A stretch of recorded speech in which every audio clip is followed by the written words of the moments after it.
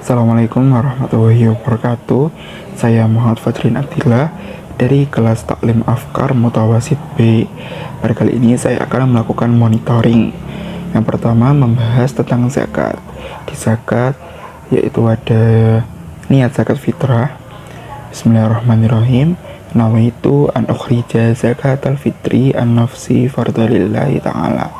Yang kedua, hak-hak yang wajib untuk dizakati itu ada hewan ternak terdiri dari sapi, kambing, dan unta. Yang selanjutnya ada barang berharga terdiri dari emas dan perak. Lalu ada biji makanan pokok, ada buah-buahan, anggur dan kurma, dan barang niaga. Selanjutnya yaitu orang yang berhak menerima zakat atau mustahik. Mustahik ini ada 8. Yang pertama fakir. Fakir adalah orang yang tidak berpenghasilan, memiliki harta namun sangat sedikit dan tidak bisa mencukupi kebutuhannya. Yang kedua miskin. Miskin adalah orang yang berpenghasilan namun sangat sedikit, hanya cukup untuk makan, minum, dan tidak cukup untuk kebutuhan yang lainnya. Yang ketiga amil. Amil zakat adalah orang yang bertugas menghimpun dan mendistribusikan zakat. Selanjutnya ada mu'alaf. Mu'alaf adalah orang yang baru pertama kali masuk Islam. Yang kelima ada rikob. Rikob adalah budak atau hamba sahaya yang ingin memerdekakan dirinya. Selanjutnya ada ghorim. Ghorim adalah seseorang yang berhutang untuk mencukupi kebutuhan hidupnya dengan mempertimbangkan izah dan jiwanya. Dan yang selanjutnya ada fisabilillah.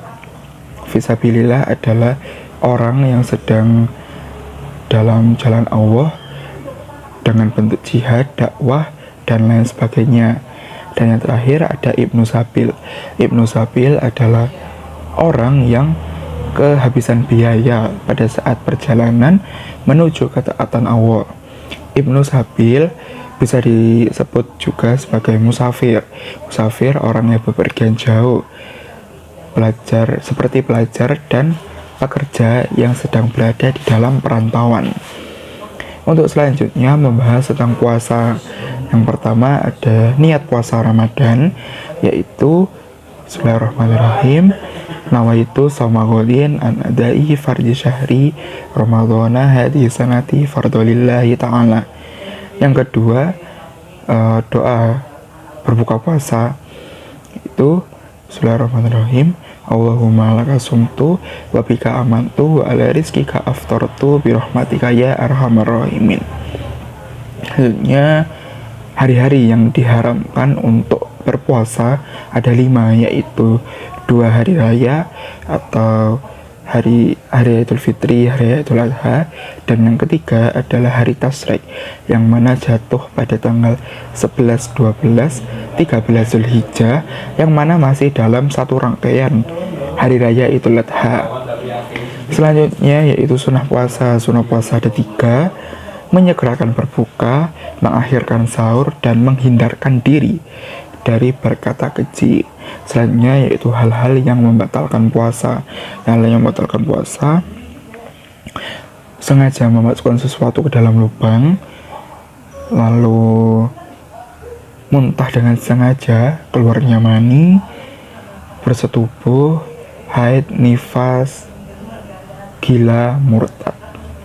Bab selanjutnya membahas tentang jual beli.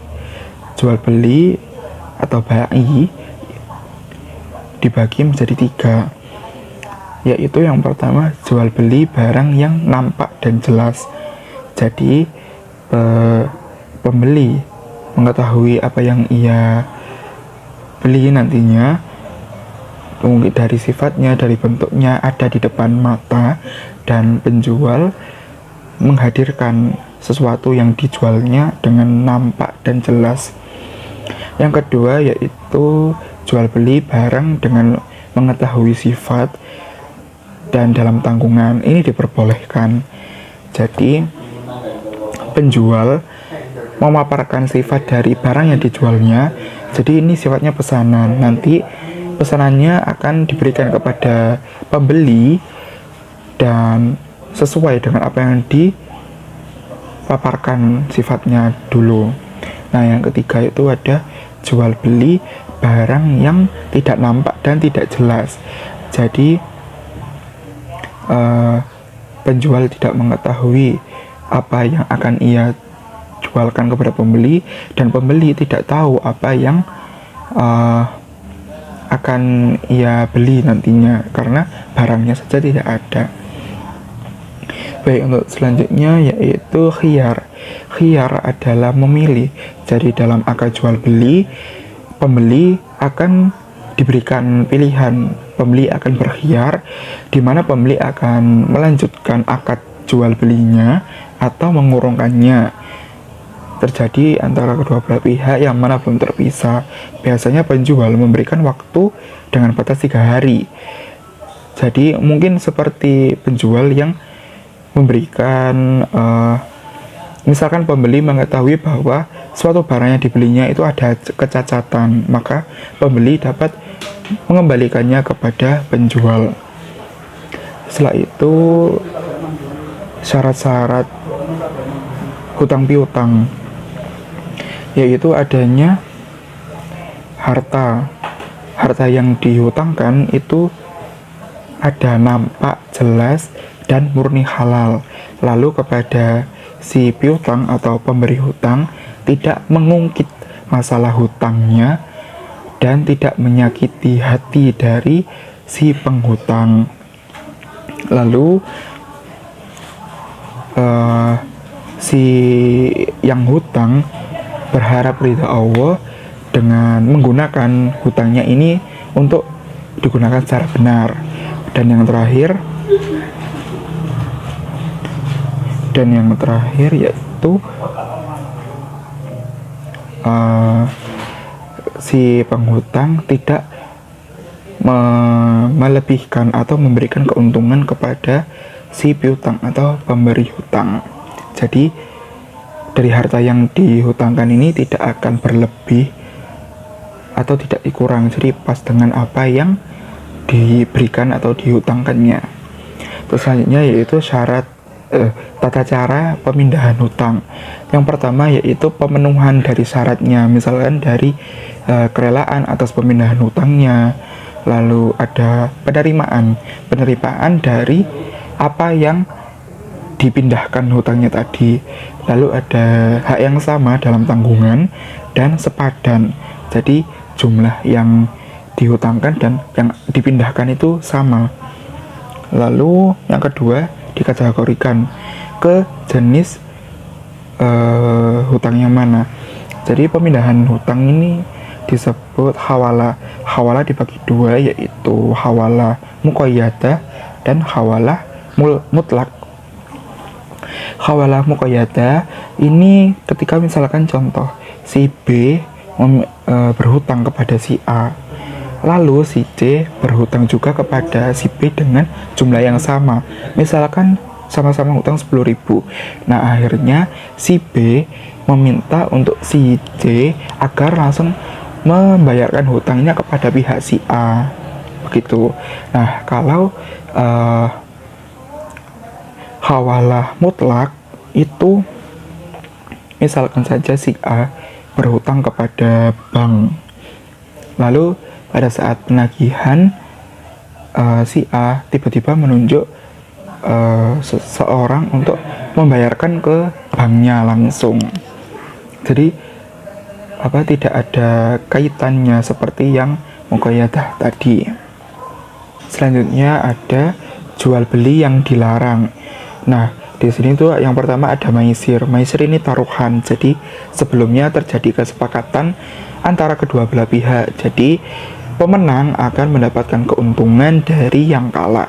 Contohnya saja seperti undian, terus pertaruhan dengan uang. Selanjutnya ada goror. Goror ini seperti yang dijelaskan di macam-macam jual beli tadi, yang mana jual beli yang tidak jelas, tidak nampak sesuatu yang dijualnya. Selanjutnya ada tadlis. Tadlis ini menyembunyikan suatu kebenaran. Jadi karena penjual ingin mendapatkan keuntungan lebih, maka ia berbuat curang, misalkan dengan pengurangan timbangan.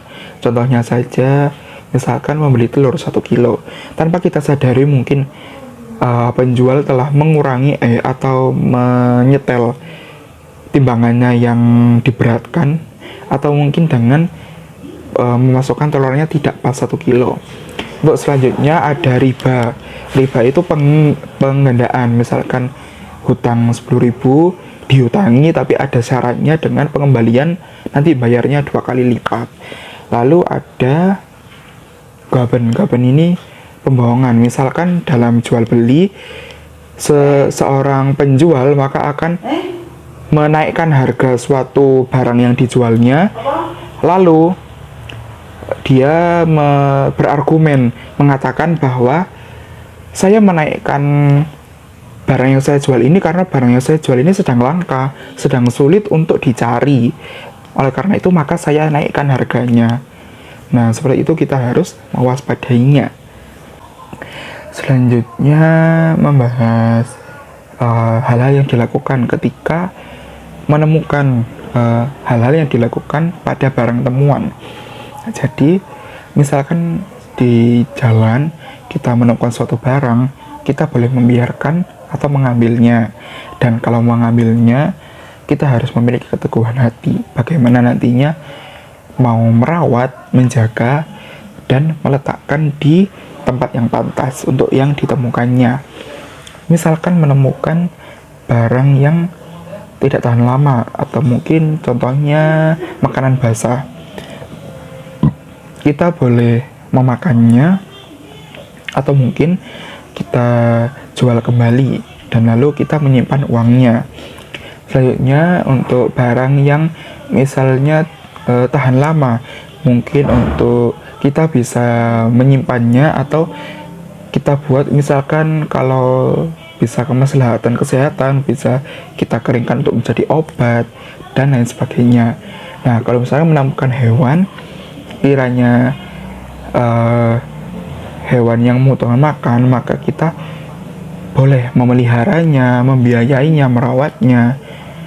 Dan ketika hewannya yang mungkin bisa mencari untuk kehidupannya sendiri, maka kita boleh membiarkan. Selanjutnya yaitu ada syarat-syarat wakaf. Jadi syarat wakaf ini adanya wakif. Wakif itu orang yang memberi harta. Lalu ada harta mauquf. Harta mauquf ini adalah harta yang diberikan untuk diwakafkan. Hartanya harus jelas dan murni halal dan tidak sedang dalam atau tidak ada bawahan dari hukum, tidak sedang ada gugatan hukum.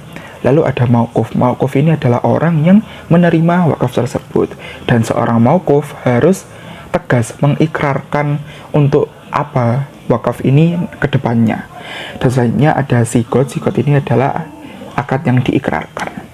Dan yang terakhir adalah perbedaan antara wakaf dan hibah. Jadi wakaf ini diberikan oleh suatu individu atau instansi, organisasi. Lalu wakaf ini digunakan untuk kemaslahatan umum, kepentingan umum. Dan wakaf, pemberian wakaf tidak bisa menjadi hak milik pribadi. Nah, untuk hibah ini adalah berian, sama-sama berian.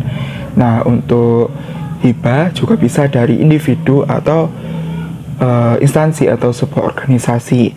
Nah, hibah ini ketika diberikan bisa digunakan untuk diri sendiri, kepentingan diri sendiri, atau kepentingan umum.